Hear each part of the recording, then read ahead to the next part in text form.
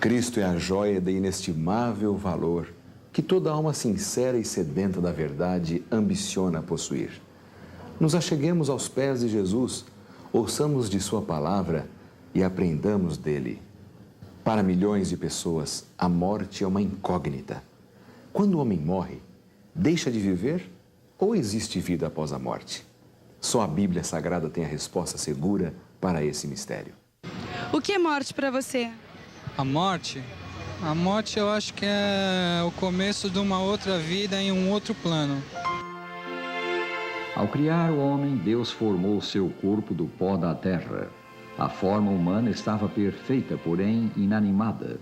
Então Deus soprou naquela forma o fôlego da vida e o homem tornou-se um ser vivo, inteligente. O homem tornou-se alma vivente. Isto é o que lemos em Gênesis 2, versículo 7. Então formou o Senhor Deus ao homem do pó da terra e lhe soprou nas narinas o fôlego de vida, e o homem passou a ser alma vivente. Alguém poderá perguntar: o que acontece quando o fôlego sai do homem? O que acontece depois da morte? Eu acredito que a vida depois da morte, a alma continua e pode vir em outro corpo. Cada um tem seu espaço merecido em um outro lugar, num outro plano.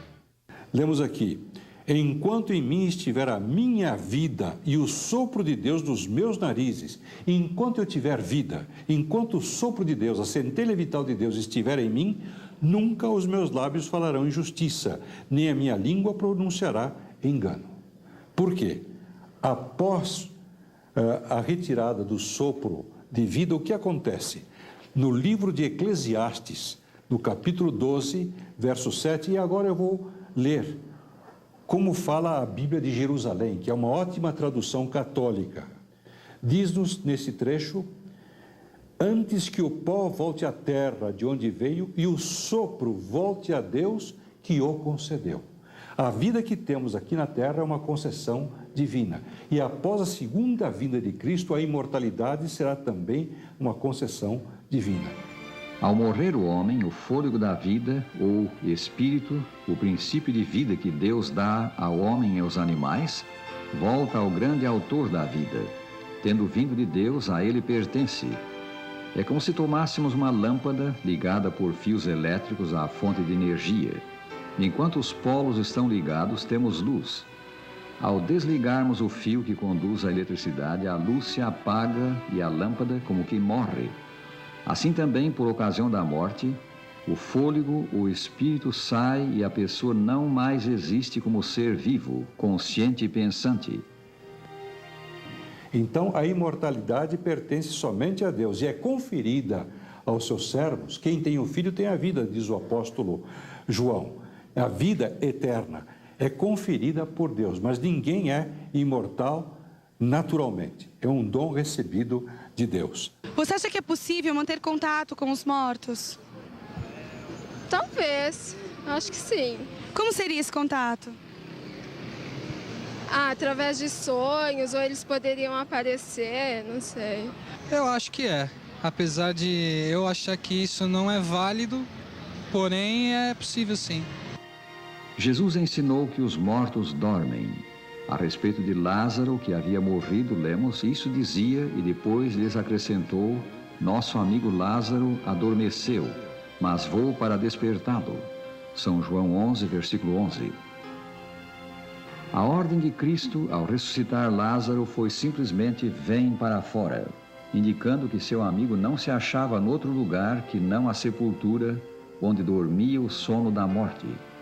Quando Jesus ressuscita Lázaro, com o poder divino que havia nele, aqui ele exerce o poder da divindade, ressuscita a Lázaro, aquele que estava morto. Não teria cabimento Jesus pedir para Lázaro vir do céu, porque, por certo, pela vida que Lázaro vivia, o testemunho que as Escrituras dão dele, ele estaria no céu, segundo a crença de muitos, mas ele estava, isto sim, na sepultura.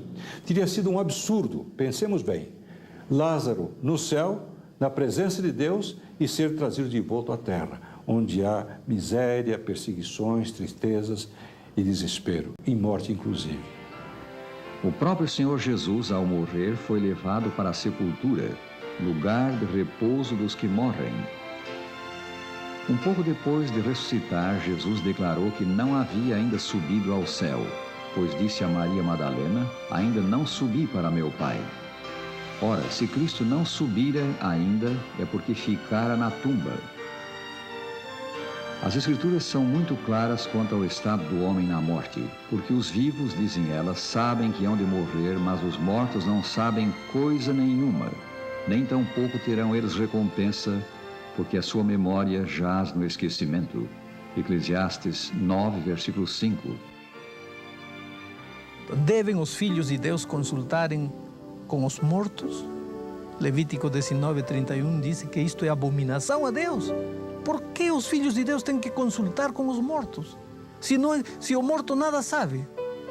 Mas pastor, você pode dizer, eu sei de um amigo que foi a uma reunião espírita e chamaram os espíritos e ele falou com o espírito de seu pai. Ah, não. Querido, espera um pouco. Não existe espírito de teu pai.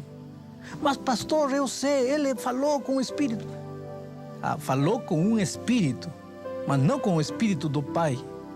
Porque quando o pai morreu, o corpo foi para a terra e o sopro voltou para Deus. Ele falou com o espírito, sim, mas é espírito demoníaco.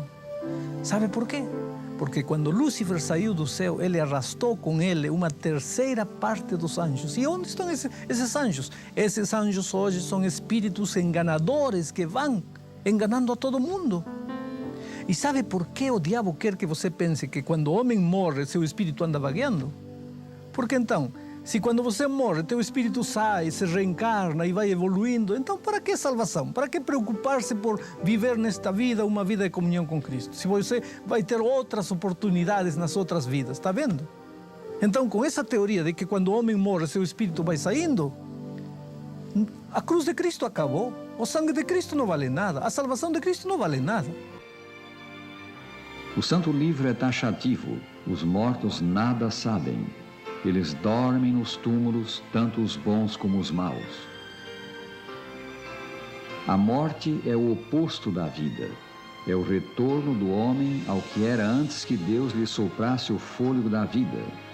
Morte é a retirada da vida e de tudo quanto ela implica. Vida implica pensamento e consciência. Na morte não há nem pensamento nem consciência. Vida sugere atividade. Na morte a atividade cessa. Na morte é cortada toda a relação com a vida. Quando acordarão os mortos? É consolador saber que os mortos ressuscitarão. Deus chamará os mortos à vida novamente. Os nossos queridos que a morte levou não dormirão para sempre. Deus ressuscitará os justos mortos. Porquanto o Senhor mesmo, dada a sua palavra de ordem, ouvida a voz do arcanjo e ressoada a trombeta de Deus, descerá dos céus e os mortos em Cristo ressuscitarão primeiro. 1 Tessalonicenses 4,16. Sim, os justos mortos ressuscitarão na segunda vinda de Cristo. Para o cristão, o cemitério não é o jazigo perpétuo. É, conforme a origem da palavra, um dormitório. No grego, cemitério quer dizer dormitório. Nele, os que dormem têm um momento de silêncio e escuridão, mas haverá para eles um despertar. Haverá para os mortos e para todos os homens dois destinos. A Escritura diz: não vos maravilheis disto, porque vem a hora em que todos os que se acham nos túmulos ouvirão a sua voz e sairão. Os que tiverem feito o bem para a ressurreição da vida, e os que tiverem praticado o mal para a ressurreição do juízo. São João 5, 28 e 29. No dia da ressurreição, Cristo enviará os seus anjos para que tomem as criancinhas e as levem aos braços de suas mães. Os anjos de Deus serão os primeiros a saudar os justos ressurrectos. Quanto aos ímpios, os pecadores que não se arrependeram, eles serão destruídos pelo fogo. A expressão fogo eterno na Bíblia, ela não quer dizer um fogo que nunca se apaga e que fica queimando eternamente. No original hebraico, a palavra eterno, fogo eterno, quer dizer um fogo que não se apaga até ter completado a sua obra de destruição. O fogo só existe quando existe combustível e para que ele possa estar queimando. Quando tudo se transforma em cinza, o fogo naturalmente se apaga. E é por isso que em Malaquias diz que os ímpios se transformarão em cinzas. O livro de Salmos diz que serão levados pelo vento e não haverá mais vestígio nenhum deles. O apóstolo Pedro deixa isso bem claro no seu livro, ao dizer que Sodoma e Gomorra são exemplos do fogo eterno, de como o fogo eterno vai destruir. Ora, o fogo que caiu sobre Sodoma e Gomorra destruiu totalmente, não ficou nenhum vestígio delas. Ele não continua queimando até hoje lá na região de Israel, na Palestina. Mas a sua destruição foi total.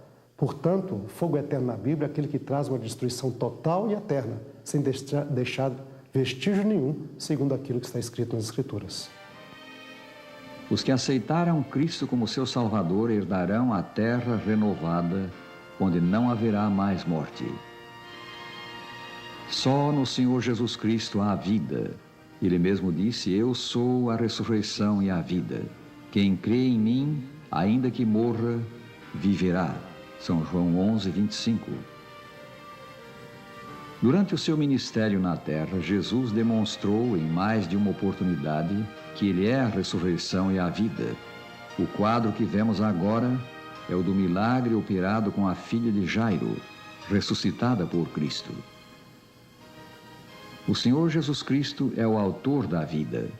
Ele ressuscitou dos mortos, venceu a morte, e erguerá da tumba os que nele dormem, os que a ela desceram como filhos seus. O Cristo crucificado e ressurrecto é a nossa esperança de vida após a morte. A ele devemos nos apegar. No reino de Deus, que Cristo estabelecerá quando voltar, não mais haverá pecado nem morte. Os justos terão alcançado imortalidade. Há o paraíso de Deus, o lar dos benditos. Ali todas as lágrimas serão enxugadas de todas as faces. Bem-aventurados, felizes, diz a Escritura, aqueles que guardam os seus mandamentos para que tenham poder na árvore da vida e possam entrar na cidade pelas portas. Apocalipse 22, versículo 14. Amigos, encontramo-nos no limiar da eternidade, às portas desse reino em que veremos Jesus e com ele estaremos. Poderíamos achar mais rica e confortadora promessa que esta dada pelo Salvador no seu livro? Cristo promete vir buscar-nos para que onde Ele estiver, estejamos nós também. Amigo, receberás Jesus no teu coração agora. Recebe-o. Ele te salvará do pecado e te ressuscitará no último dia.